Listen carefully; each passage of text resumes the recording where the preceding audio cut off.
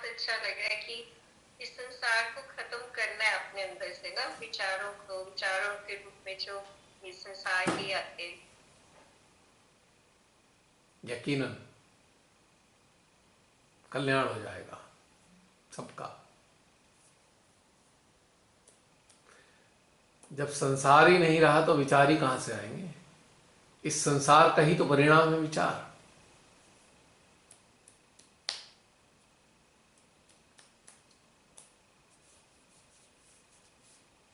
और बताइए बहन जी।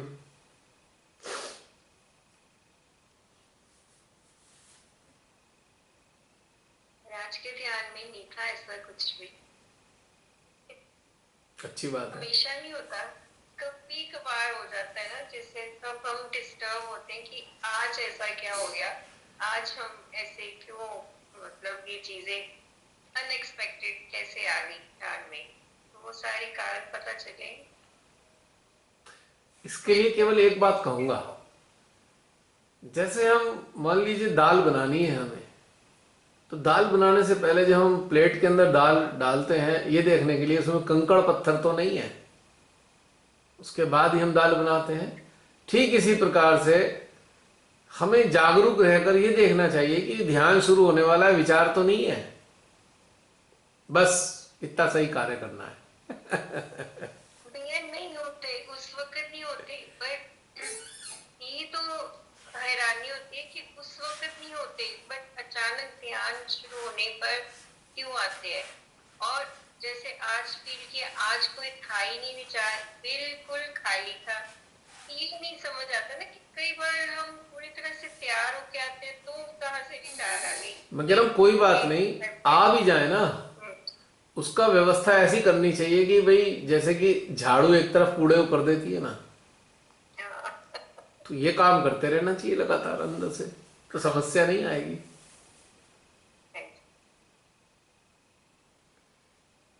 आज इतना कुछ समझाया है, मुझे लगता है इसके बाद सब कुछ क्लियर हो गया है, सवाल नहीं पैदा हो सकेंगे और दोबारा। एक्चुअली अब हमें 8 साल हो गए, 8 साल, 2014 से लेकर अब लगभग 8 साल हो गए, तो अब तो हमें इस विषय में बात करनी पड़ेगी ना कि अब विचारों का मैनेजमेंट तो करना आना चाहिए।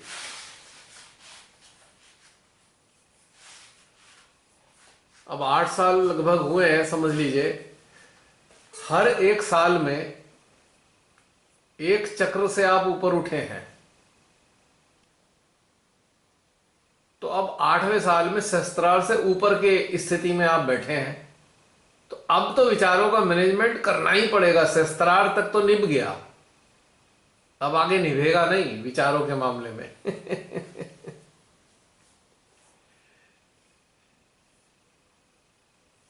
क्योंकि सहस्त्रार तक हम कहीं ना कहीं अपने अस्तित्व से जुड़े रहते हैं, तो सहस्त्रार से थोड़ा ऊपर उठते हैं तो हमारा अस्तित्व नगण्य हो जाता है। तो जब अस्तित्व नगण्य है तो विचारों का काम क्या है, यह समझना बहुत जरूरी है। और यदि विचार आ रहे हैं तो कहीं ना कहीं हम अस्तित्व से जुड़े हुए हैं, इसलिए विचार आ रहे हैं, बस यही पॉइंट की बात है। तो ये अभ्यास करना होगा, और अब तो मैनेजमेंट करना ही चाहिए। 8 साल बहुत होते हैं, 8 साल से सूक्ष्म अवस्था की तरफ ही आप धीरे धीरे अग्रसर हो रहे हैं। 8 साल से कोई कर्मकांड नहीं, कोई प्रक्रिया नहीं, कोई ये नहीं, टेक्निक वैक्निक कोई इस्तेमाल नहीं किया है हमने। हम विशुद्ध रूप से प्योर ध्यान की तरफ ही चल रहे हैं। तो अब तो हमें ये काम करना ही पड़ेगा, वरना आगे की यात्रा अवरुद्ध हो जाएगी।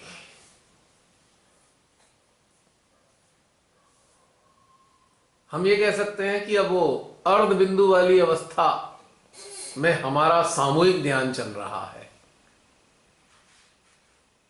ऐसे कह सकते हैं हम।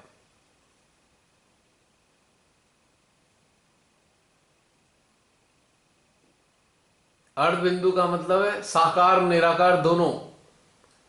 अब साकार की तरफ आकर्षित हो रहे हैं तो इसलिए विचार आ रहे हैं, अगर निराकार की तरफ रहेंगे तो विचार नहीं आएंगे।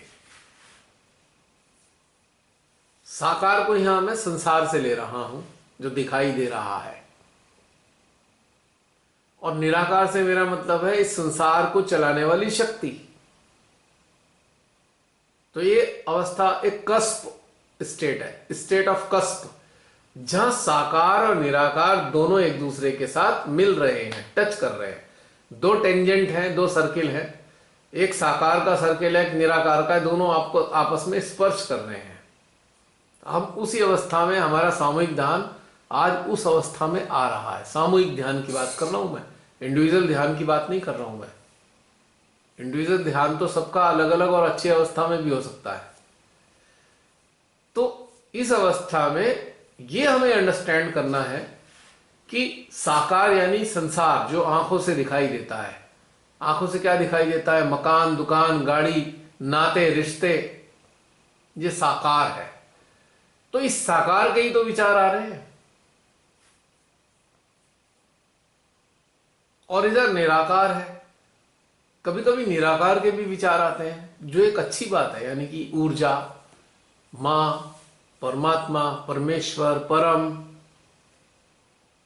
तो यहां पे हम दोनों साथ साथ लेके चल रहे हैं, और आगे की यात्रा में बिंदु पे आना है, सामूहिक ध्यान को बिंदु पर। यानी कि केवल केवल निराकार, साकार है ही नहीं, संसार है ही नहीं, संसार मिट गया है। तो इसलिए अब इसका मैनेजमेंट करना आवश्यक है हमारे सामूहिक ध्यान में। सभी को इस तरफ ध्यान केंद्रित करना चाहिए। तो देखिए कितना सुंदर घटनाक्रम होगा। अब अर्ध बिंदु से ऊपर भी उठना है ना हमारी सामूहिकता को।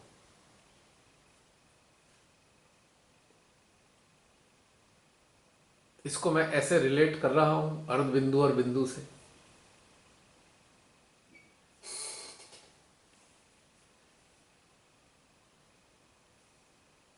धीरे धीरे एक एक चीज का अभ्यास रहा, हटते हटते हटते अब ऊपर की तरफ चल रहे हैं आप सभी लोग। कितना सुंदर घटनाक्रम है, ये भी तो समझना है। प्रगति हो रही है।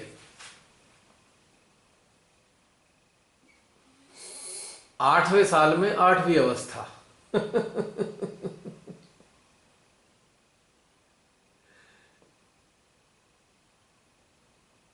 तो इसका मतलब 11 साल के बाद तो कल्याण हो जाना चाहिए, पूर्ण मुक्ति।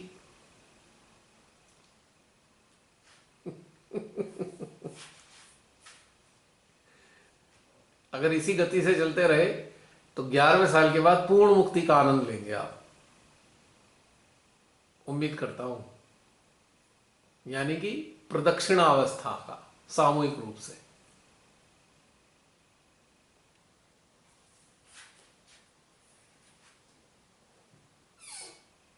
We hope so.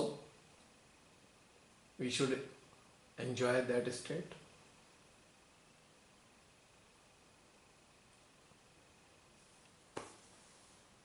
चलिए बताइए बहन जी, और कोई कुछ बताना चाहे? आज तो खाली मैंने ही सारा समय ले लिया आपका।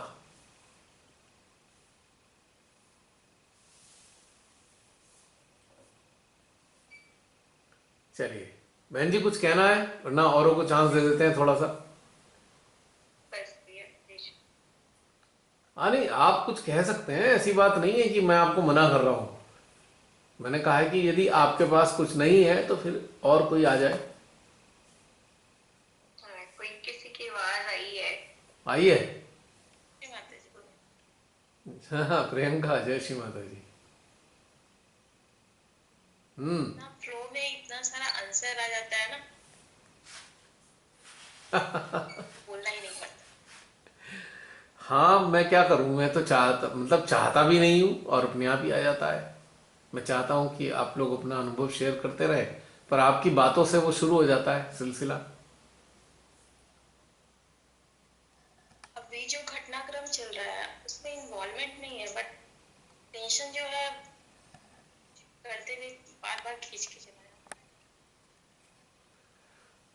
देखो वो तो नहीं है, नहीं है, ये अटैच तो नहीं हुआ। नहीं नहीं, अटैच तब होंगे जब चिंतित होने लगेंगे। अगर चिंता आ रही है तो अटैचमेंट आएगा ना, अगर चिंता नहीं है तो अटैचमेंट भी नहीं है। कर्तव्य है वो तो, देखो गलत चीजें होंगी या अच्छी चीजें होंगी, हमारा ध्यान आकर्षित तो होगा ही ना, हम सबका होना भी चाहिए। थोड़ा पीड़ित तो महसूस करती हूँ ये सब, पीड़ा होती है, इसके अलावा कुछ नहीं, कुछ भी नहीं, देख रहे हैं तटस्थ होके। हाँ, मानवता के लिए पीड़ा होनी चाहिए, लेकिन मैंने बोला ना पीड़ा होनी चाहिए, लेकिन पीड़ा में अटैचमेंट नहीं होना चाहिए। अटैचमेंट जैसे ही आएगा आप चिंतित हो जाएंगे और अपने आप को उनकी जगह रखकर देखना शुरू कर देंगे तुरंत, और फिर दुखी हो जाएंगे, हाय अब ये क्या होगा वो क्या होगा। क्योंकि प्रकाशित चेतनाओं को चिंता किसी की नहीं करनी चाहिए, क्योंकि हम तो छत्र छाया में हैं श्री माता जी की। दूसरी चीज हमें ये याद रखनी चाहिए, जो होता है उनकी इच्छा से होता है, बस। अब जैसे कि हमारे शरीर में फोड़े हैं जो हमें भी नहीं पता, उनका मुंह अंदर की तरफ है। माँ की कृपा होती है, वो फोड़े बाहर की तरफ हो जाते हैं। जब बाहर की तरफ हो जाते हैं दर्द होना शुरू होता है, उसके बाद उनमें से पस निकलता है। जब पस निकलता है बड़ा खराब लगता है, और दर्द होता है तो हम छटपटाते भी, हाय बड़ा दर्द हो रहा है। तो यही घटनाक्रम समझ लीजिए ये है। यानी कि फोड़ा कब हुआ है, जब अंदर विकार था। तो जब इस रचना में विकार आ जाते हैं तो इसी प्रकार से फोड़े फूटने लगते हैं। रचना के फोड़े हैं ये, फूटने लगते हैं। बस इतना सा ही समझना है, हम रचना में ही है। और क्या भाई। रचना को शरीर, आप रचना को एक शरीर मान लो, और ये विकार है रचना के अंदर आ गए, किसी भी वजह से आ गए, कंटेमिनेशन आ गया, तो देवी की शक्ति ने इनका मुंह बाहर की तरफ किया, इन विकारों का फोड़ा बनाकर, और फिर इसमें से पस निकलने शुरू हो गया। बस इतना ही हो रहा है आजकल। अब हमारे शरीर में यदि फोड़ा हो जाता है तो हमारा कर्तव्य क्या होता है कि भाई उस पर दवाई लगा दें, वो जो पस निकल रहा है उसे साफ करके फिर दवाई लगा दें। बस हमें इतना ही करना है, टेंशन से, चित्त से हमें दवाई लगानी है। गंदगी को साफ भी करना है और दवाई भी लगानी, दो काम हो गए ना, फोड़े की गंदगी साफ करना और फोड़े पे दवाई लगाना। तो हमने क्या किया, एक कर्तव्य किया, कर्म किया। कर्तव्य क्या किया, फोड़े पे, फोड़े की सफाई करी, पस हटाने की सफाई करी, ये कर्तव्य किया। और दवाई लगाई, तो ये कार्य किया, ये कर्म किया। कर्म और कर्तव्य इसमें भी दोनों शामिल हो गए। दवाई कर्म की श्रेणी में आ गया और कर्तव्य साफ करना कर्तव्य की श्रेणी में आ गया, गंदगी साफ करना। तो इस रचना रूपी शरीर में फोड़े हो गए। अब ये विकार जो है अभी बाहर निकल रहे हैं, तो अपना चित्त से कार्य करना है, यही कर्तव्य है हमारा और यही कर्म है।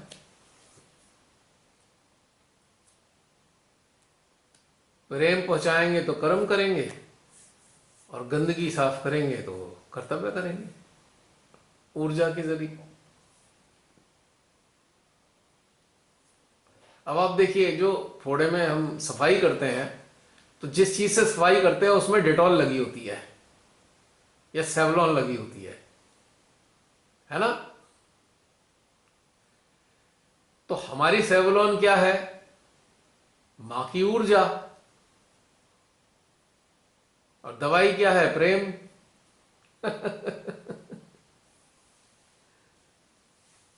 तो इस रचना के विकार को ठीक करने का भी कर्तव्य जागृत लोगों का है, प्रकाशित लोगों का है, माध्यमों का है, ये कर्तव्य। आखिर एनलाइटेंड किए क्यों गए हम, एनलाइटनमेंट दिया ही क्यों गया हमें। स्टिकर लगाने के लिए थोड़ी दिया है, सहयोग के स्टिकर लगाए अपने उसमें, क्या कहते हैं, बैज लगा के घूमे, इसलिए थोड़ी दिया है। वास्तव में कुछ करने के लिए दिया है, ऐसे ही नहीं दिया है ये। क्यों? अब जरा कल्पना कीजिए, श्री माता जी ने हमें सैनिक बनाया और हम क्या बनना चाह रहे हैं? हम कुछ और बनना चाह रहे हैं। ये गड़बड़ है, बस इस गड़बड़ को ठीक करना है।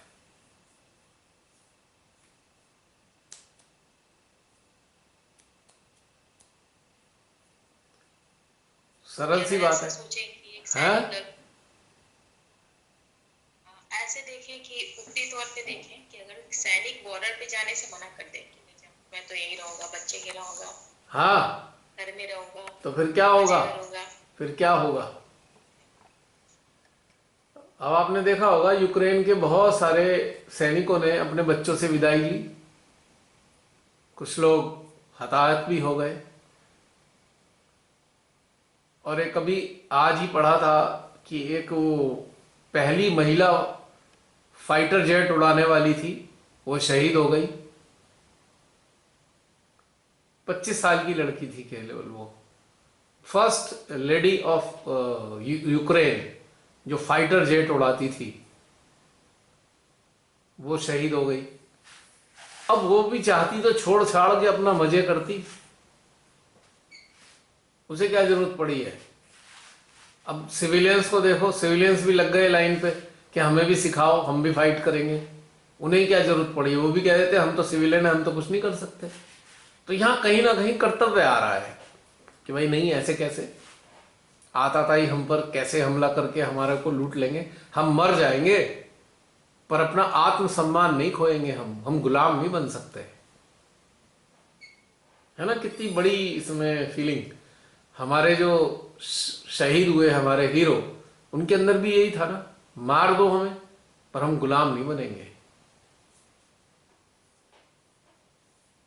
तो अब हमारे लिए भी क्या है, अब अगर अपने आप को हम उनसे रिलेट करते हैं, अब हम वैसे सैनिक तो हैं नहीं जो हथियार चलाएं, ये करें वो करें। हमारे को श्री माता जी ने अलग तरीके से ट्रेन किया, हमें उनकी जरूरत नहीं है हथियार चलाने की। वो वाले बाहरी हथियारों की हमें जरूरत नहीं है। हमारे पास तो वेपन उन्होंने हमारे अंदर दिए हैं, अपनी शक्तियों के, चित्त और चेतना के जरिए उनका इस्तेमाल करना है बस। तो ये वाली चीज है बस समझने के लिए।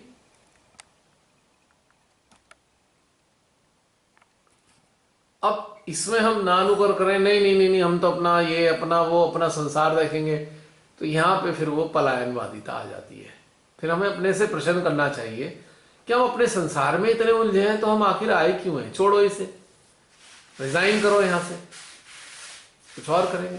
रिजाइन करते हैं यहाँ से, रिजाइन दे देना चाहिए अगर ऐसे हैं हम कहीं ना कहीं। नहीं है तो अपना डटे रहो, बस इतना सा है। अगर ये कर पाएंगे तब जाकर हमारी सामूहिकता बिंदु वाली अवस्था में आएगी, जिसे निर्विकल्प अवस्था भी कह सकते हैं हम, कि हमारे पास कोई विकल्प नहीं है, हम निर्विकल्प हैं। निर्विकल्प किस लिए? कि हमारी यही कार्य है बस, और कोई कार्य के लिए हमारा जन्म ही नहीं हुआ। यही निर्विकल्पता है।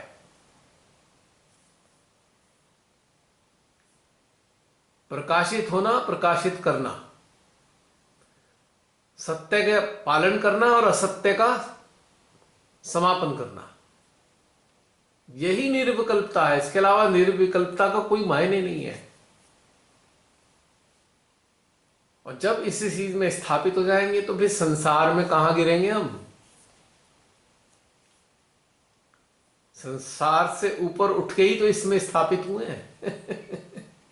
और एक बार इस निर्विकल्पता में आ जाए तो डाउनफॉल होता ही नहीं है, ये बात समझ लेना।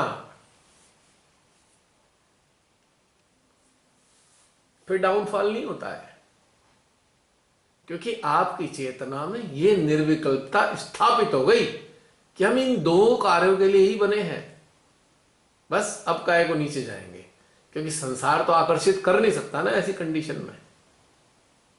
इस अवस्था से नीचे संसार में गिरना ही गिरना है, सुबह से शाम तक संसार में गिरना है। अगर इससे नीचे है तो शरीर संसार में रहे ठीक है, चेतना तो ना रहे ना संसार में। पर शरीर का हमें कोई लेना देना नहीं, संसार में रख लो कोई दिक्कत नहीं, ये शरीर संसारियों के काम आ जाए कोई दिक्कत नहीं। ये संसारियों से कहो भैया ये तुम्हारे इस्तेमाल की चीज है, कर लो जितना इस्तेमाल, पर हमारी चेतना को हम नहीं देंगे। चेतना तो हमारी परम के कार्य के लिए ही बनी है, और बाहर से कुछ करना नहीं पड़ रहा, अब तो कहीं जाना भी नहीं पड़ रहा, घर में ही बैठ के करना है। अब तो अब जाने की आवश्यकता समाप्त भी हो चुकी कहीं। जब ये कोरोना काल श्री माता जी लाई तो वो इसीलिए लाई थी कि वो समापन हो गया है आने जाने वाले कामों का, अब आगे जरूरत भी नहीं है। 2 साल तो घर में बैठाया और 2 साल में स्थापित कर दिया है, तो अब क्या करना है आना जाना। ठीक है अपना मूड बदलने के लिए कभी चले गए कहीं तो बात अलग है।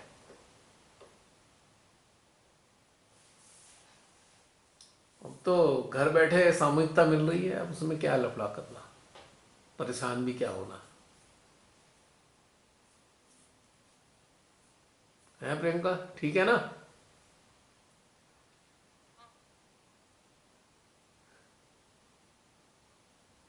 मतलब हृदय में इतनी सामूहिकता फील होती है, जैसे पूरा विश्व के जितने भी लोग जागृत हैं, वो भी कहते हैं सब लोग ध्यान में बैठे हैं। यकीनन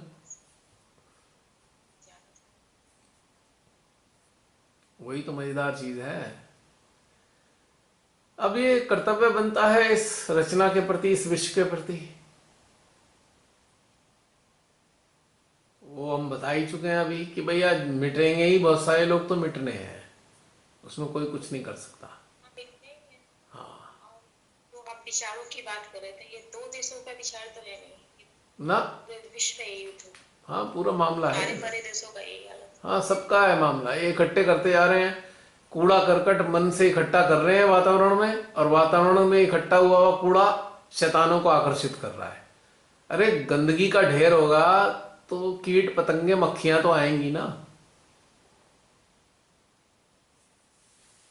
तो इसी प्रकार से ये होता है, आकर्षित करते हैं नकारात्मक शक्तियों को और फिर वो विध्वंस करते हैं, मुसीबतें पैदा करते हैं रात दिन।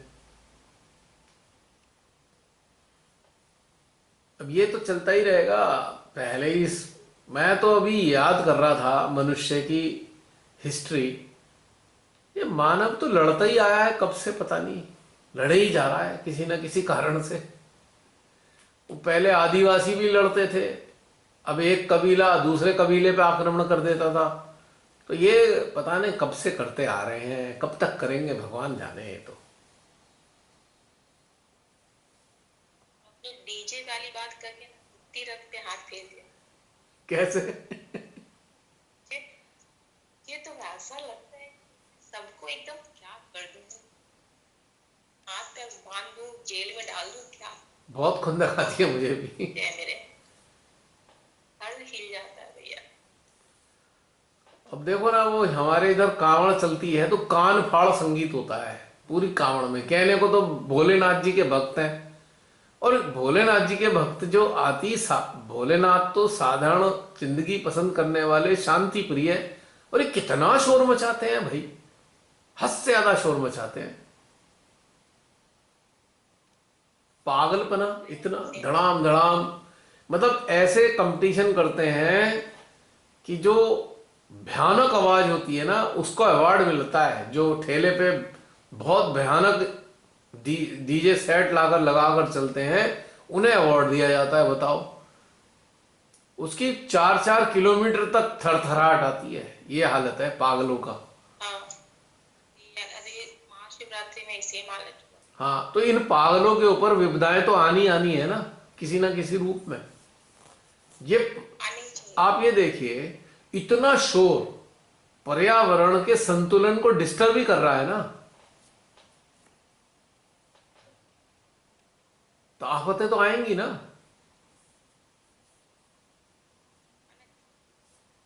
मानव एकदम निम्न स्तर पे, क्या चीज? बहुत अहंकारी। अहंकारी तो है कि हम इतना जोर से बजाएंगे कि कोई और इतना जोर से नहीं बजा सकता, ये अहंकारी तो है। इसमें कौन सा आनंद है?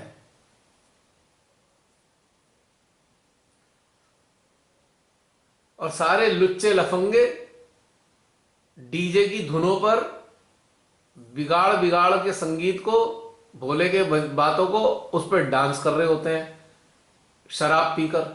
ये हालत होती है यहाँ पे। मतलब 10 दिन तक तो हालत ऐसी हो जाती है, हाय भगवान कहाँ फंस गए। इतना शोर पूरे शहर में, इतना शोर ही शोर, 24 घंटे शोर, न रात को चैन न दिन को चैन। ऐसे पागल लोगों का विनाश तो होना ही चाहिए, जो उल जलूल हरकतें करे जा रहे हैं। हाँ, श्री माता जी का एक स्पीच में कही थी कि भोलेनाथ बहुत क्षमाशील है, सदाशिव, और वो वही क्षमाशील जब पार कर जाते हैं ना विनाशकारी हो जाते हैं। मैं भी नहीं। बिल्कुल। विनाश को जितना भी एग्रेशन है, विनाश को ही आमंत्रित करता है हमेशा। सीधा सच्चा है। जो इस प्रकार का एग्रेशन होता है, अहंकार से परिपूर्ण, वो विनाश को आमंत्रित करता है।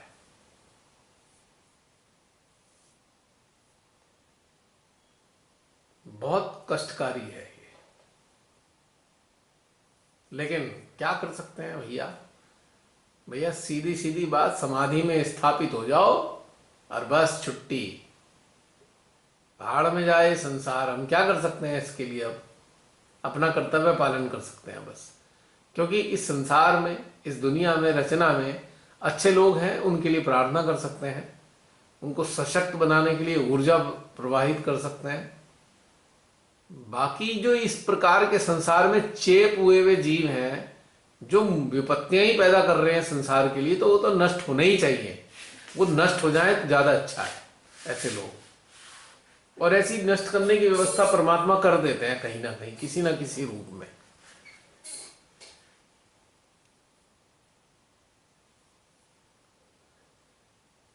आज ये इतना उत्पात मचाते हैं, डीजे सेट बजा बजा के चारों तरफ, तो कल को इनके यहाँ आफतें आती हैं। किसी का कुछ हो गया, किसी का कुछ हो गया, तब ये रोते हैं हाय मर गए। तब ये भूल गए थे, इतनी अशांति फैलाई थी, उसका परिणाम भी तो भुगतना पड़ेगा। कितने जो प्राणी हैं, चिड़ियां हैं जो रात को सोती हैं, कि इतने भयंकर सेट हैं, कई बार तो चिड़ियों के हार्ट अटैक आ जाता है, चिड़िया मर जाती हैं इतनी भयंकर साउंड से।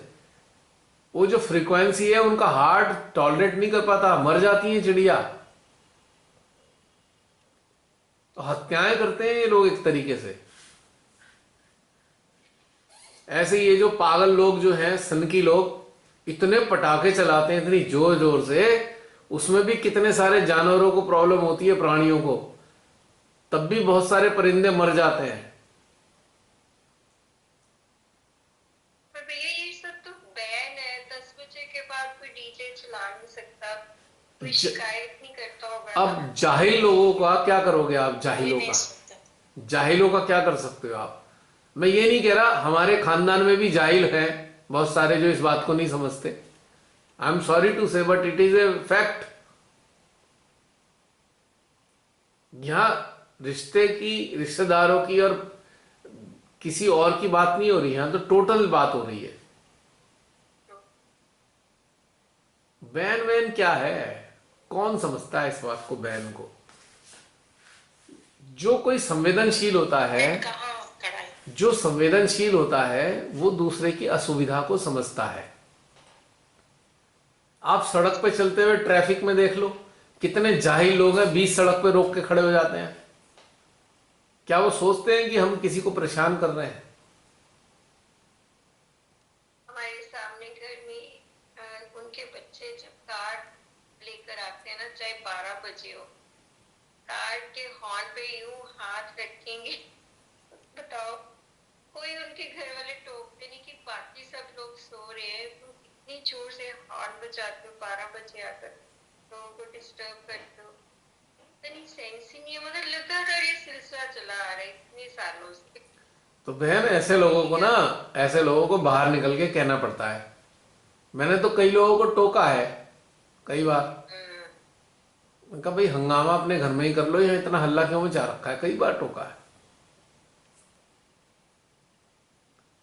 गलत सलत पार करके चले जाते हैं गाड़ियां, तो उनको आगे कहता हूं भाई आगे मत करना ये सब चीजें। आज ही मैं आ रहा था घर पे, तो एक ने हाई बीम चला रखी थी, हाई बीम। तो मैंने क्या किया, अपनी गाड़ी ठीक उसकी गाड़ी के सामने खड़ी कर दी। बोला जी ये क्या कर रहे हो? मैंने उससे कहा भी ये आंखें हमारी क्यों फोड़ रहा है तू? क्यों हाई बीम पे चला रहा है? अकल नहीं है तेरे को? कहां से सीखा तूने ड्राइविंग? तेरे को ये समझ नहीं आई सीखते हुए? फिर उसे समझ में आई, बोला अच्छा जी ध्यान रखूंगा। मैं तो गाड़ी खड़े कर देता हूं सामने उसके कि चला आप कहां से निकालेगा। कहना पड़ता है, इन गधों को कहना पड़ता है। डिपेंड करता है स्थिति कैसी है, लेकिन मैं तो अक्सर टोकता हूं। या इतनी सेंसिटिविटी नहीं है कि सामने वाले को दिक्कत हो सकती है, ये कुछ सोचता ही नहीं है आजकल। ना अहंकार है ना, मैं तो बचपन से ध्यान, अहंकार है ना। आजकल एक बीमारी और आ गई है गाड़ियों में, एलईडी लाइट लगा रखी है उनमें आगे, और एलईडी लाइट लगाकर हाई बीम पे चलाएंगे, मतलब कुछ दिखता ही नहीं है। इतनी भयंकर होती है एलईडी लाइट कि आंखों को अंधा कर देती है। यह भी एक अहंकार है कि एलईडी लाइट जला के वो भी हाई बीम पे चलाएंगे, लो बीम पे भी नहीं चला रहे। तो ऐसे सनकी लोगों का एक दिन एंड ही होना है ना, दुर्घटनाएं ही होंगी ना, इन ऐसे परिवारों में आपदाएं आएंगी ना, नहीं बच सकते जो इतना तंग करते हैं लोगों को। अहंकार है, गाड़ी लेके आए हैं हाई बीम वाली गाड़ी चलाएंगे, एलईडी वाली चलाएंगे। एलईडी लाइट बैन है, येलो लाइट होनी चाहिए, येलो लाइट आप उसके अंदर गाड़ियों में, लेकिन पागलों ने हद कर दी बिल्कुल। कोई कहने सुनने वाला नहीं है, कोई कानून नहीं है। कायदे में चालान होना चाहिए एलईडी लाइट पे, कोई कानून नहीं। एलईडी लाइट पे चालान होना चाहिए, हाई बीम पे चालान होना चाहिए। शहर के अंदर हाई बीम अलाउड नहीं होती क्योंकि दूसरों को असुविधा होती है। मैंने उससे कहा भी तू कौन से हाईवे पे जा रहा है? बोला कहां जी हाईवे, तो मोहल्ला है। मैंने कहा तो फिर इतनी तेज लाइट क्यों चला रखी है?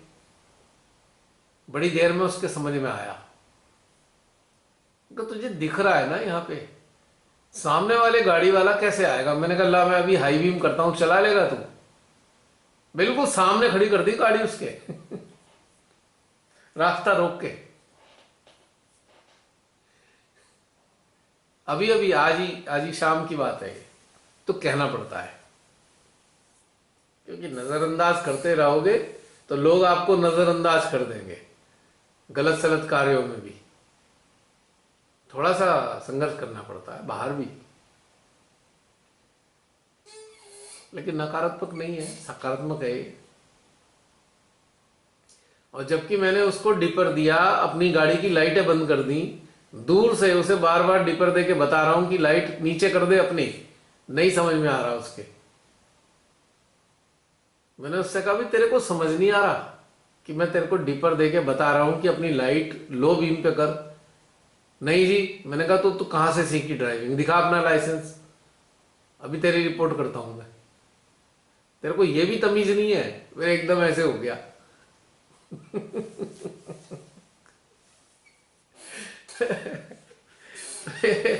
कई बार ऐसा करना पड़ता है मजबूरी में। ऐसे महामूर्ख लोगों का कोई अंत नहीं है। अब तुम देख लो हमारे देश को ऐसे ही महामूर्खों ने कहां गड्ढे में पहुंचा दिया, अंधभक्तों ने। आज ना खाने को है रोटी लोगों पे, ना कारोबार है, ना रोजगार है, कुछ नहीं है। बुरा हाल कर रखा है सबका, क्योंकि मानसिक रूप से विकृत एक आदमी है और करोड़ लोग उसको जो है सहयोग करने वाले हैं। तो ये होती है कहानी।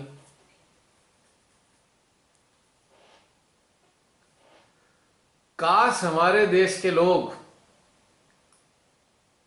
नागरिक बनकर महसूस करें, नागरिक बन जाए। नागरिक ही नहीं है कोई, नागरिकता का मतलब ही नहीं समझते, गुलाम बनने को तैयार है। पर राजा जी की जय जयकार लगा लो, इसकी राजा, चाहे इसे राजा मान लो चाहे उसे राजा मान लो, जय जयकार करनी है, नागरिक नहीं बन के देखना चाहते।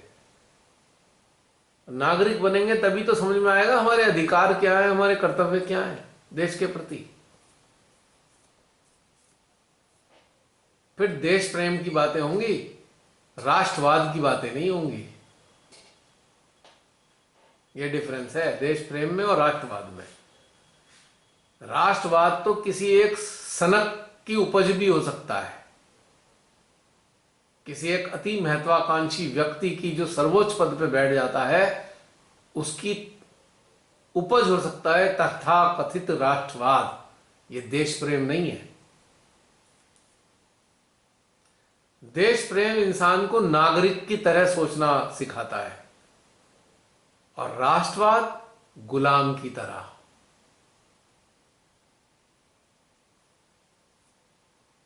नागरिक का भाव डेमोक्रेसी है और गुलामी मोनार्की है, राजतंत्र है, तानाशाही है।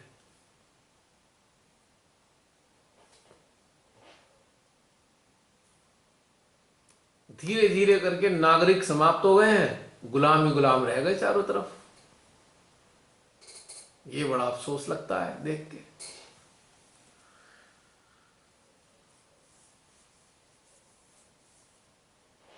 विश्व का सबसे सुंदर जो स्वरूप है ना देशों का, वो डेमोक्रेसी है। ना कम्युनिज्म है ना ही डिक्टेटरशिप है, डेमोक्रेसी। और डेमोक्रेसी जहां सही मायने में होती है वहां कोई राजा नहीं बन सकता। वहां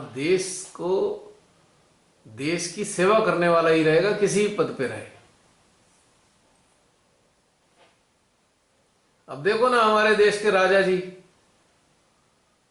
मेरे ख्याल से 7.5 साल में 12-13 हजार ड्रेस तो बनवा चुके होंगे अपनी। 12-13 हजार ड्रेस बनवा चुके होंगे। राजा जी ने कुछ कमाना तो है नहीं, जनता की जो खून पसीने की कमाई का टैक्स का पैसा है वो उड़ाना है मजे से। और फिर नाटक करना है, मैं बड़ा गरीब था, मैं 35 साल भिक्षा मांग के रहा, मैं हिमालय में साधना करने गया, मैं तो बहुत गरीब हूं।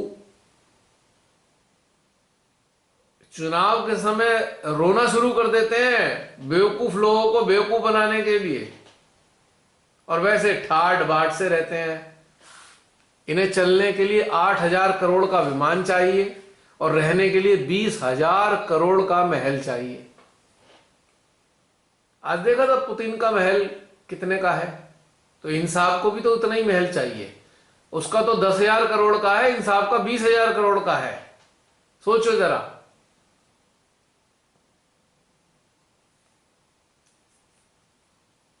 $20,000 करोड़ का महल चाहिए इन्हें। और हमारे यहाँ 8,000 लोग, हमारे यहाँ 25 लाख लोग हर साल मिनिमम भूख से मरते हैं हमारे देश में। 25 लाख लोग भूख से मरते हैं हमारे देश में एवरी ईयर।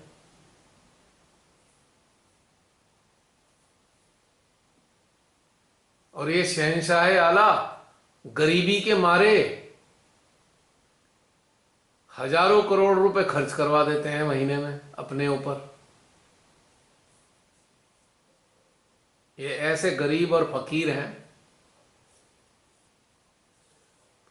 बड़ा अफसोस होता है जनता के अंदर, भारत के लोग कैसे हैं आखिर, अजीब से हैं, कुछ समझ ही नहीं है किसी भी चीज की।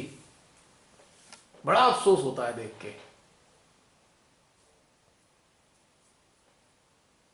आप देखो ना, कोई भी सिकन नहीं है वहाँ, इतने लोग फंसे हैं बच्चे, पर यहाँ का राजा के मुंह पे कोई फोटो खींच पा रहा है, बच्चे हैं उसके साथ। और अफसोस की बात पता है क्या है, बच्चे को निकाल, अफसोस की बात पता है क्या है, जिन गुलाम मंत्रियों को भेजा है ना, वो हर एक को फूल देते हुए कह रहे हैं मोदी जी ने ये कर दिया, मोदी जी ने ये कर दिया, मोदी जी ने कर दिया। अरे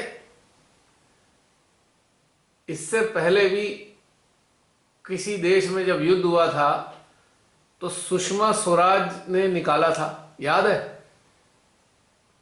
हाँ। तो प्रधानमंत्री की वाहवाही कोई नहीं कर रहा था, सुषमा स्वराज की बातें कर रहे थे कि उसने वास्तव में बहुत बढ़िया प्रशंसनीय काम किया था। वो विदेश मंत्री थी। अब ये साहब हैं, हर मंत्री का काम खुद ही करते हैं, हर मंत्री के काम में खुद ही घुसे रहते हैं ये, चाहे वो वित्त विभाग हो, चाहे वो डिफेंस हो, हर चीज में खुद ही अपनी नाक घुसे रखी है इन्होंने। और एक इंटरव्यू में देखा था मैंने, खुद ही कह रहे थे कि मैं तो 10वीं पास भी शायद नहीं करी पूरी। अब हाल देख लीजिए हमारे देश का क्या होगा हाल। इन साहब का इंटरव्यू था, उसमें सुन के देखा हमने, यार ये तो वाकई। उन्होंने पूछा आप कितने पढ़े हुए हैं? वही शायद हाई स्कूल भी हमने शायद पूरा नहीं किया, ऐसा करके कुछ बोल रहे थे। और इतने ज्ञानी महाराज हैं कि हर चीज में घुसे हुए हैं, तो बेंटाधार तो होना ही है देश का। क्या होगा? अब ये भी ऐसे ऐसे लोग सत्ता में क्यों आते हैं जानते हो? मैं फिर बताना चाहूंगा। ठीक है, जो अच्छे लोग हैं वो सफर करते हैं, लेकिन ऐसे लोग आते ही उन महामूर्खों के कारण हैं। उनको सजा देने के लिए आते हैं ये लोग, उनका विनाश करने के लिए आते हैं ये लोग। समझ रहे हो इस बात को? हाँ, आपने बहुत पहले कहा है कि छटनी करने का टाइम आ जाता है तो ऐसे हाँ हाँ बिल्कुल, ये तो नष्ट होंगे ही होंगे, पूरे पूरे हुजूम को नष्ट करेंगे अपने साथ में, क्योंकि वो पूरा का पूरा समूह भी इन जैसा ही है, इन जैसी सोच वाला है। वो भी नष्ट लेके मरेंगे अपने साथ में। ये तो कोई रोक ही नहीं सकता नष्ट होने से।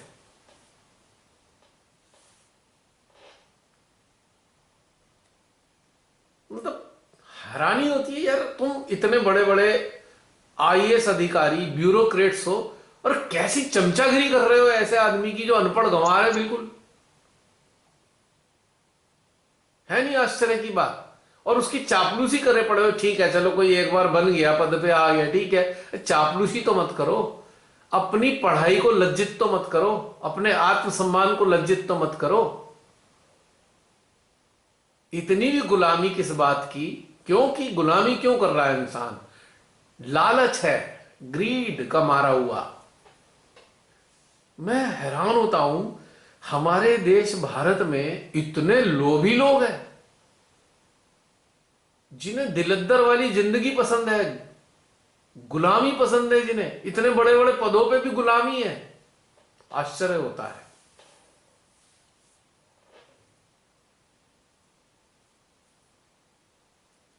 ये दुर्भाग्य की बात है। माता जी कितनी दुखी हो जाती थी, दुर्भाग्य की देश बात की है। बात करती दुखी हो जाती थी। हमें आश्चर्य होता है, हम दुखी नहीं, हमें पता है सर्वनाश होने जा रहा है।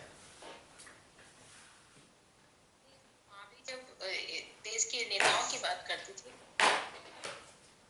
ना, एक मिनट होल्ड करना, एक मिनट होल्ड करना।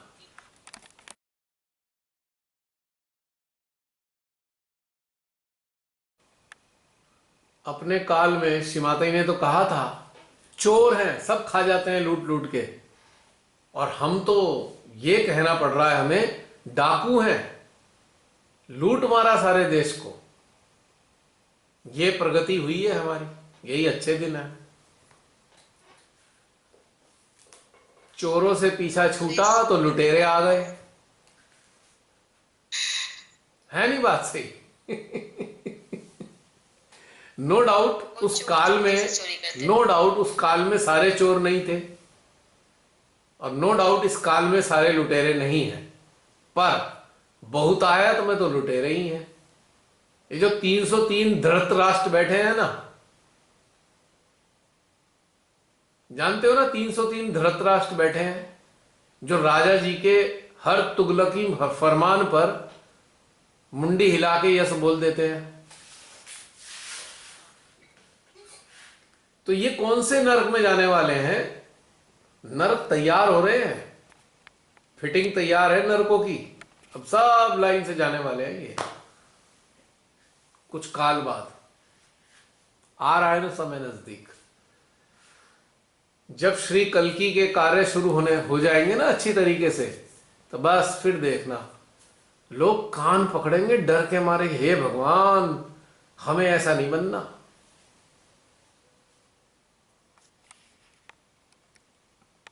जब उनका हंटर चलेगा ना और उनके घोड़े की फुफकार जब चलेगी ना श्री कल्कि के, तब देखना कैसे हाल होगा खराब। चलो, तो इसीलिए आज का जो ध्यान था अपने अंदर श्री महादेव को स्थापित करने का ध्यान था कि अब से साक्षी भाव में स्थापित हो जाओ और भीतर में श्री महादेव को महसूस करते रहो और उनकी तरह से, भाई एग्जैक्टली ये तो नहीं कह रहा हम जैसे बन जाएंगे, लेकिन जितना भी हम उन्हें समझ पाते हैं उनके हाव भाव को, उन्हीं हाव भाव से संसार को देखना शुरू कर दो, बस दुख भी नहीं होगा। आज का ध्यान आपने बताया और आज मेरे अंदर एक चिंतन चला था, शेयर भी किया था यही वाला। अच्छा, ऐसे ही बैठी हुई, हाँ बैठी हुई थी तो कह रही हूँ कि सच्चा हृदय क्या होता है। आंख बंद किया, बोलते थे कि सच्चे हृदय से प्रार्थना मन से सुनती आ रही हूँ, आंख बंद करके हृदय में चली गई, तत्क्षण आंसर आया, ही आत्मा तो आया, सच्चा में सत्य, सब कुछ किया। अच्छा कि शिव वाला हृदय चाहिए, निर्वाज भेदभाव से रहित, क्षमा, पूरा सिद्धत, बड़ा मजा आया मुझे, बहुत सारी चीजें सामने आई।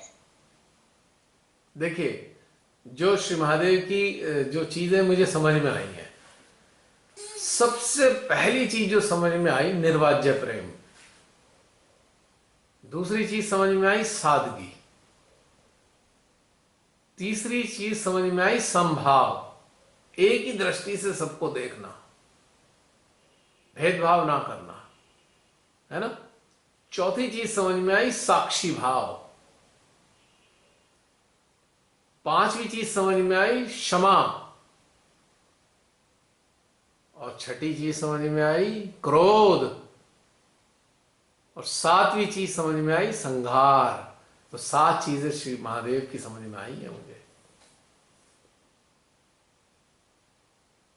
तो बस जब ये समझ में आ ही गया है तो बस अपने अपने भीतर में स्थापित हो जाते हैं। अब देखिए, इस ब्रह्मांड में श्री महादेव स्थापित है और हम भी एक ब्रह्मांड है, तो इस ब्रह्मांड में भी श्री महादेव को स्थापित कर लो, खत्म।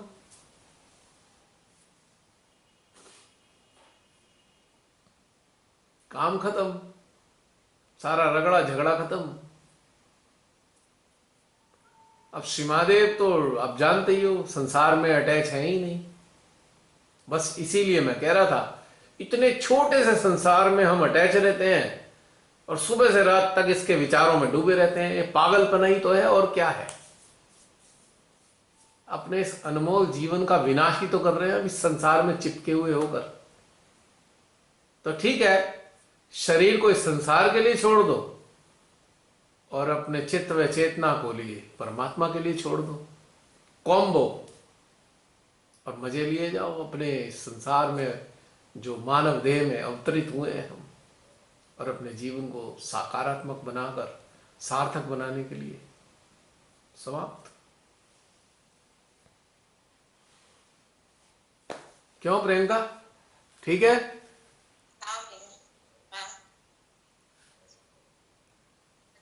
हीरा जन्म अनमोल था, गौरी दिए जाए, कबीर। क्या बोला? हीरा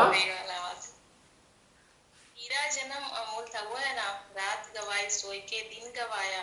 हीरा जन्म अनमोल था, कौड़ी कौड़ी लिए जाए, कौड़ी बेचे जाए, मतलब कौड़ी के भाव बेच। हाँ, कौड़ी के तरफ बेकार कर दिया।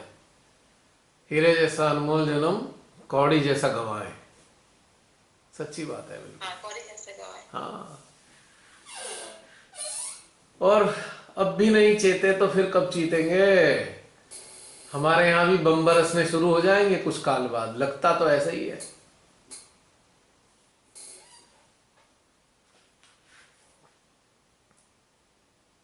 तो देखा जाएगा अब। तो होगा, देखा जाएगा। माता जी हाँ, जो अब क्या करना है, शरीर से ठीक है। संसार से मोह करके भी क्या करें। इन लालची बस मानवों ने अपने लिए ये ऐसी जो इकट्ठी कर ली समस्याएं, हम क्या कर सकते हैं अब। हाँ, वो मुक्त अवस्था मौत के टाइम होनी चाहिए। तो मेरा अभी तो भी कई मुक्ति बार है, हमने ध्यान कराया ना। अभी भी मुक्त है। अब फटेंगे बम, हमारे यहाँ भी फट जाए, हम क्या कर सकते हैं, कर दो भाई। अब देखो यूक्रेन वालों ने भी सोच लिया ठीक है मर जाएंगे पर संघर्ष करेंगे, सारी बिल्डिंगें तोड़ दो, सबको मार दो, कोई बात नहीं, पर वो तो संघर्ष कर ही रहे हैं ना। जिनको निकलना था वो निकल गया, जो खर्च कर रहे थे तो। बिल्कुल, अब जो निकल के गए हैं यूक्रेन वाले, वो कौन सी दुनिया में बचेंगे, मेरे समझ में नहीं आ रहा।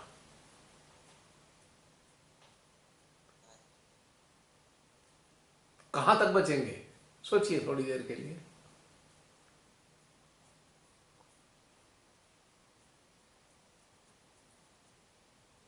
सब बॉर्डर पे ही है, शरणार्थी बने हुए बैठे हैं। वही तो कह रहा हूं, कहां तक बचेंगे। यहां ये विपत्ति है, वहां दूसरी विपत्ति होगी। तो क्यों ना अपनी शान से अपने प्राण त्याग दिए जाए, उत्सर्ग कर दिए जाए अपने सत्य के लिए संघर्ष करते हुए। क्या फर्क पड़ता है शरीर का, आज है कल नहीं है, कल फिर आ जाएगा।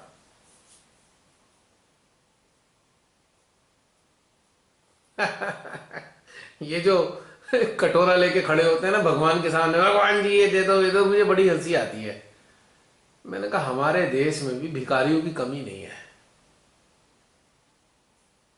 कभी ये मांगेंगे कभी वो मांगेंगे, और इस इतने से संसार के लिए, बस इतने से संसार के लिए इतना मांग लेते हैं। अरे भाई मांगना ही है तो उस चीज के लिए मांग लो, तो ये मांगना ही नहीं पड़ेगा संसार के लिए।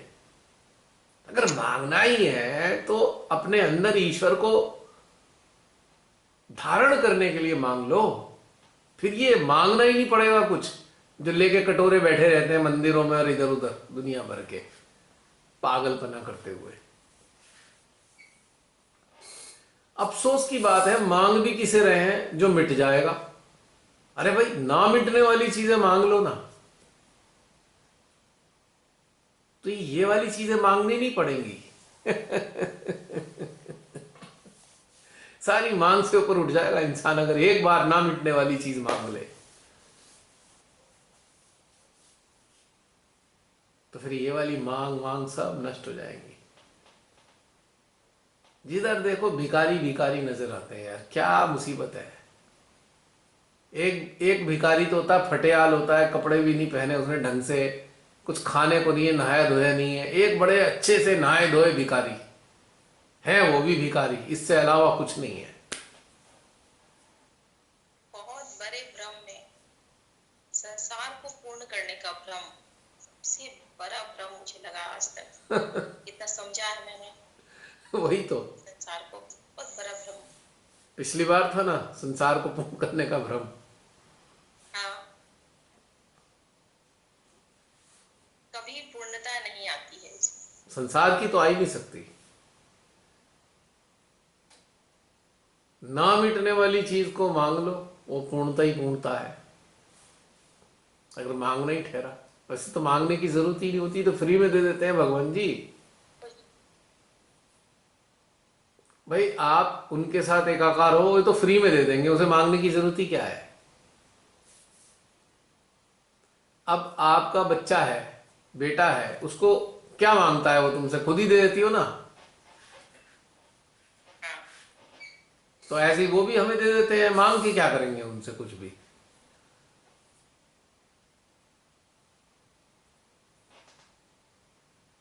अगर ये समझ जाए इंसान की माँ बाप है हमारे ईश्वर, तो मांगने की क्या जरूरत रह गई। और जब ये मांग लिया, वो मांगने के लिए आपके पास आप है ही नहीं, फिर आप एग्जैक्टली। अभी झंझट भी, जब ये मांग लिया तो मांगने को कुछ रहा नहीं, और जब मांगने को कुछ नहीं रहा तो फिर विचार किसके आएंगे?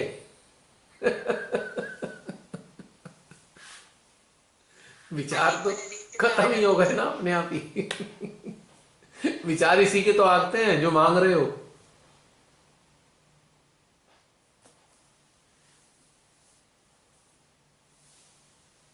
चलो जो होगा देखे जाएगा। हमारा कर्तव्य है सब आपस में एक दूसरे से शेयर कर लेना। आगे तक की यात्रा जो चलेगी चल जाएगी, अब क्या कर सकते हैं प्रियंका? अरे हाँ बिल्कुल भैया। और अब ये स्थिति है कि हम लोग इसको देख पा रहे हैं विटनेस स्टेट में, जैसे पूरा है सामने से। ऐसे ही युद्ध हुआ होगा तो कृष्ण ने देखा होगा, ऐसा वाला लगता है। तो मैं देख रही हूँ,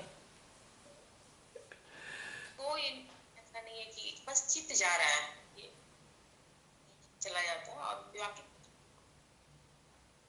जोड़ा होने तो ऐसा वाला हो गया। इसी अवस्था में आना होगा, तभी कुछ आनंद आएगा। वास्तव में आनंद इसी में सामित है। और इस अवस्था में आए हैं हम लोग से। जो सेशन हुआ वो कंप्लीट कर पाया तो के अंदर ये घटित हो गया, ये घटनाक्रम ही मुझे लगता है। घटनाक्रम घटित हुआ है सेशन की बदौलत, लगातार हाँ आत्मस्वरूप में। बिल्कुल बिल्कुल बिल्कुल। तो अब समाप्त करें? कोई और शामिल होना चाहता है इस वार्तालाप में? आज तो बहुत लेट हो गया भैया। पता नहीं लेट हुआ कि जल्दी हुआ, मालूम नहीं।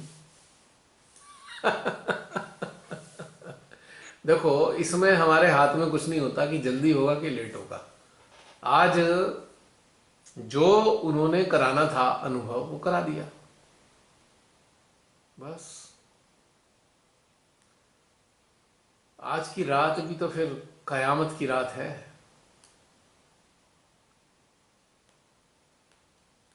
वहाँ के लोगों के लिए शायद हम लोग की जगह बात है।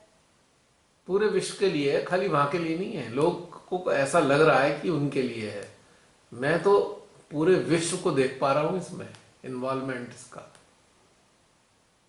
मैंने कहा ना अभी हमारे यहाँ भी बम गिर सकते हैं आके, कोई आश्चर्य की बात नहीं है। ये तीसरे विश्व युद्ध के दरवाजे पे खड़े हुए हैं हम सब लोग। तीसरे विश्व के मुहाने पे आ चुके हैं। इसीलिए आज शिमाताई ने पुतिन के आज्ञा में अपने प्रेम को भिजवाया है कि भाई कुछ सोच समझ के काम कर ले, वरना स्वाहा होलेगा सब कुछ धरती पे। 20,000 बॉम्ब में से 20,000 बॉम्ब में से 100 बॉम्ब भी एक्सप्लोड हो गए तो ये अर्थ डस्ट में कन्वर्ट हो जाएगी।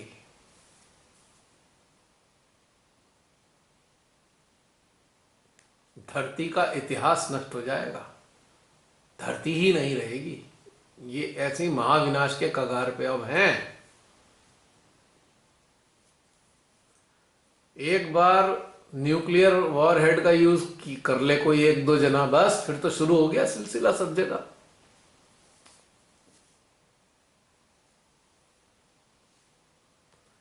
तो इसलिए खाओ पियो मस्त रहो, प्रभु के ध्यान में मगन रहो, साक्षी भाव में। जो होगा देखी जाएगी, जो होगा देखी जाएगी। हमारी हेडेक थोड़ी है ये। जिसने रचना बनाई है वो जाने इस रचना को कैसे संभालना है। हम तो बस अपना कर्तव्य पालन कर रहे हैं। क्यों? संभालना भी है कि नहीं संभालना? हाँ संभालना है कि नहीं संभालना है। भाई हमने तो अरेंजमेंट कर लिया है दूसरे प्लेनेट पे जाने का। ध्यान है वो प्लेनेट वाला हुआ था ध्यान। और क्या, शरीर छोड़ने के बाद प्लूटो या नेपच्यून पे जाके रहेंगे जहां झगड़े पकड़े नहीं है। वहां पे पृथ्वी से बहुत दूर है वो, बल्कि सूरज से भी बहुत दूर है ग्रह दोनों, प्लूटो और नेपच्यून। वहीं रहेंगे आराम से शांति से। जब शिमाता ही कहेंगे फिर आ जाएंगे। अगर कोई धरती बना दी उन्होंने तब तक के लिए तो क्या करना है, होने दो नष्ट से। अब क्या कर सकते हैं। इन पागल लोगों का क्या भरोसा, कल को क्या करते हैं। ये अहंकारी लोग कब से पता नहीं क्या आतंक मचा के रखे हैं इस धरती पे, बार बार जन्म ले लेके आ जाते हैं किसी ना किसी रूप में, अहंकारी मानव। और फिर शुरू कर देते हैं हथियाना, दूसरे की चीजों को हड़पना। यही तो करता आ रहा है ऐसा अहंकारी इंसान। अब देखो कोरोना ने दिखा दिया, कोरोना ने दिखा दिया कि पूरे विश्व में कम से कम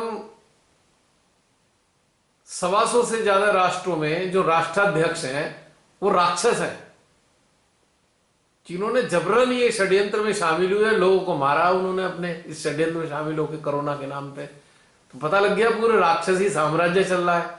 जब पूरे विश्व में राक्षसी साम्राज्य का इतना प्रभाव है तो भाई विनाश होना तो सुनिश्चित है, क्योंकि परमात्मा की शक्तियां जब सक्रिय होंगी तो विध्वंस तो होगा ही ना इन लोगों का। उसमें साधारण लोग भी मारे जाएंगे, भले हो सकते हैं वो अच्छे हो सकते हैं, लेकिन श्रीमाता जी ने कहा ना कि निर्विकल्प नहीं है तो भैया वो भी जाएंगे। कहा मैं सहजी को भी नहीं बचा सकती जो निर्विकल्प नहीं होंगे। तो अगला चरण इस सामूहिकता का बिंदु है, यानी कि निर्विकल्प अवस्था है, सोच लो। यानी कि 9th ईयर में हम लोग निर्विकल्प अवस्था को पाएंगे सामूहिक रूप से। इंडिविजुअल लेवल पे तो लोगों ने पा भी लिया होगा कुछ लोगों ने, लेकिन सामूहिक रूप से पूरी सामूहिकता निर्विकल्प अवस्था को 9th ईयर में पाएगी, समझ लो अगले वर्ष, अगर जिंदा रहे तो हम सब।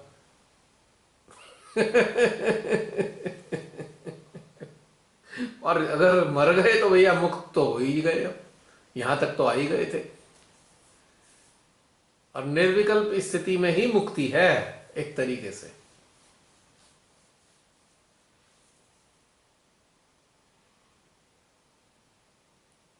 निर्विकल्प का मतलब यही है कि संसार छूट गया, संसार की तरफ चित्त नहीं है, तो मुक्त हो गए। लेकिन अभी ये इंडिविजुअल लेवल पे हो रहा है, तब सामूहिक स्तर पे घटित होना चाहिए। अब जरा कल्पना करो, काश सेंटर्स में इस स्तर पे पूरे विश्व में अभ्यास होता तो पूरे विश्व के सहयोग का लेवल क्या होता, जरा कल्पना करके देखो। और अगर सारे विश्व के सहयोग का लेवल ये होता, क्या ये युद्ध हो पाते, क्या ये राक्षस अपना प्रभाव जमा पाते? कल सोचो जरा थोड़ी देर के लिए। एनर्जी लेवल कितना हाई होता ना, और ऊर्जा कितनी हाई। तब तो हालत ये होती, अगर सारे से जितने सहजी श्री माता जी ने चरणों में लिए थे ना, अगर वो ऐसे ग्रेजुअली राइज करते ना, तो चित्त में आते ही काम हो जाते सारे, ये मिनटों में नष्ट हो जाते सारे राक्षस, मिनटों में, सेकंड भी नहीं लगती। इतनी ऊर्जा का प्रवाह होता, सबके शस्त्रार हृदय इतनी ऊर्जा को प्रवाहित कर रहे होते, ये कुछ हो ही नहीं पाता नकारात्मक, स्थापित ही हो जाता पूरा रामराज, सतयुग। लेकिन राक्षस तो वहां भी थे ना, बड़े बड़े मठाधीश बनकर आगे नहीं बढ़ने दिया किसी को भी, वो भी तो राक्षस ही थे।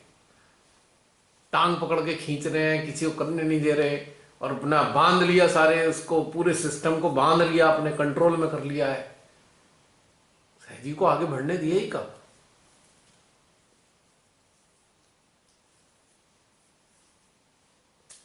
कितना अनर्थ किया है, इसको भी एक धर्म बना दिया, सहयोग में बेकार कर दिया, बेकार हो गया। सहयोग के संस्था ने संस्थागत स्तर पे तो ये कर्मकांड और धर्म ही बन चुका है, बेकार हो गया है सब कुछ।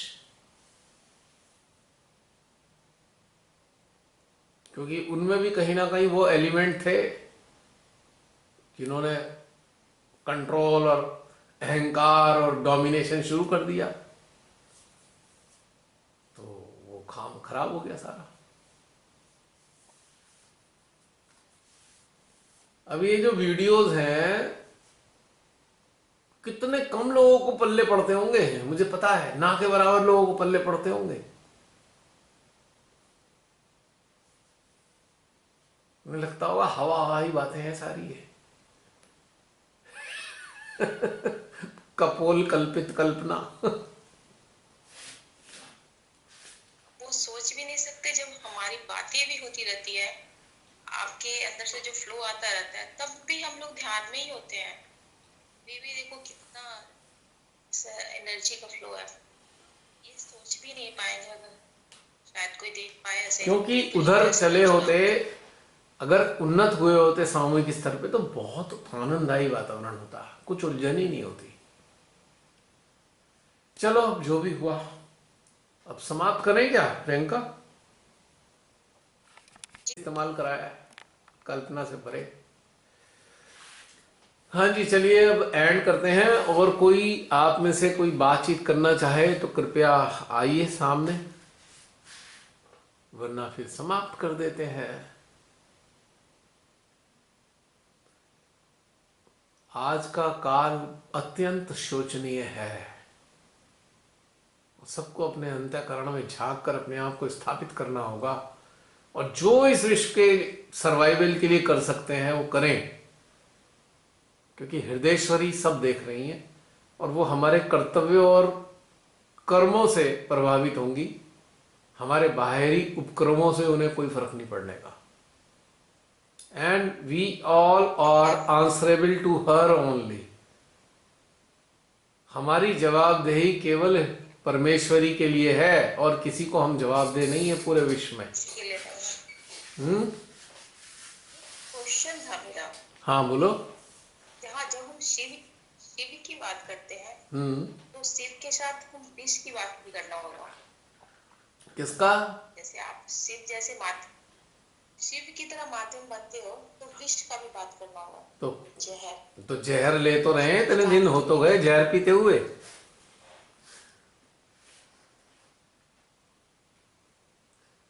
मेरे को तो, मैं तो कब जाना है, बिना मेडिटेशन में आए ही जहर पीते हुए जमाना हो गया। शिव माता ही तो सन 2000 में लाई, विषपान तो मेरा बहुत पहले से शुरू हो गया था।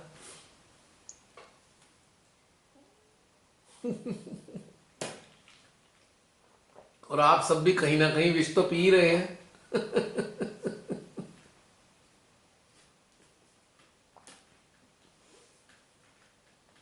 हाँ, चलता रहता है। मैं कह तो ना हूं, वो आप अब शिव फ्री फंड में थोड़ी बन जाओगे, विष तो पीना ही पड़ेगा।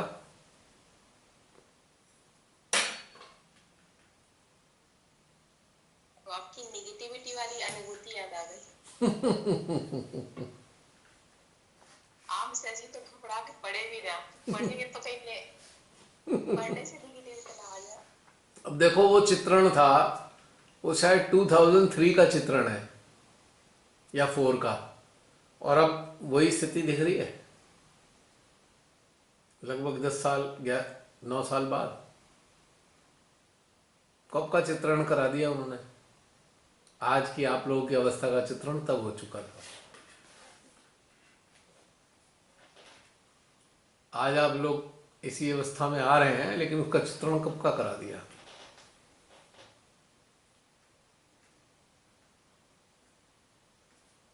ये है, तो थमना पड़ेगा और गहरे उतरना पड़ेगा।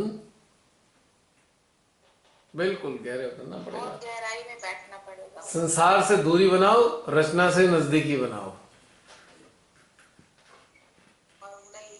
क्योंकि रचना के प्रति कर्तव्य है, संसार के प्रति विमुखता होनी चाहिए। संसार से विमुख होना है और रचना के करीब जाना है।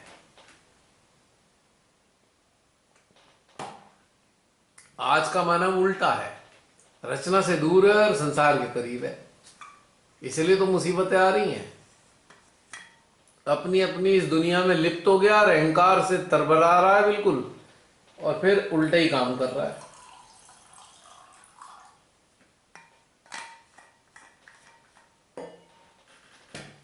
संसार में डूबकर रचना को नष्ट किए पड़ा है अगला।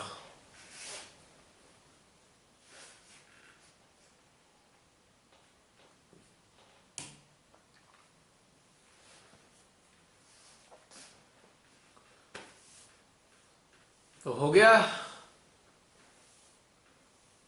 हाँ भाई, अब कोई नहीं आ रहा। प्रश्न का उत्तर हो गया।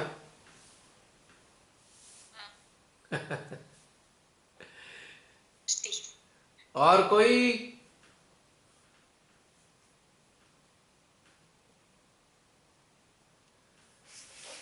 और कोई हाजिर हो रहा है?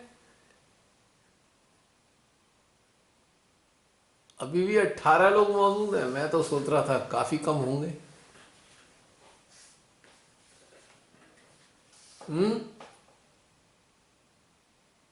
तुम्हारी आवाज गायब हो गई है, म्यूट हो गई हो तुम। हाँ जसलीन सो गई क्या? Jasleen, good morning.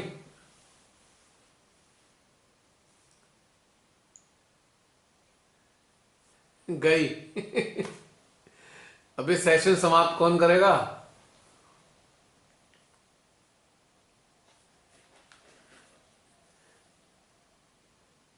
जसलीन, घंटी बजानी पड़ेगी।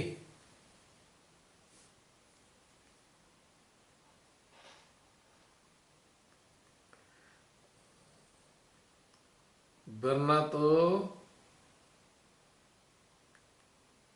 तभी उठ सकती है जसलीन, यदि घंटी बजाई जाए।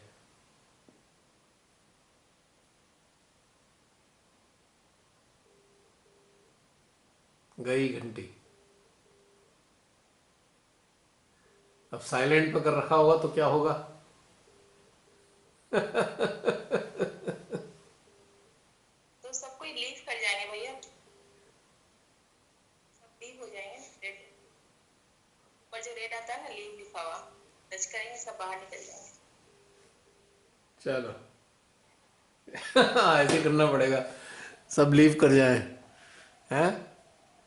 चलो, जय श्री माता जी। सभी को जय श्री माता दी। शिव की स्थापना अपने अपने अस्तित्वों में बहुत बहुत मुबारक हो। और अभ्यास बनाएंगे तो इस संसार में रहने का आनंद बढ़ जाएगा। ठीक है, मैं इसको बंद करता हूं। जय श्री माता जी।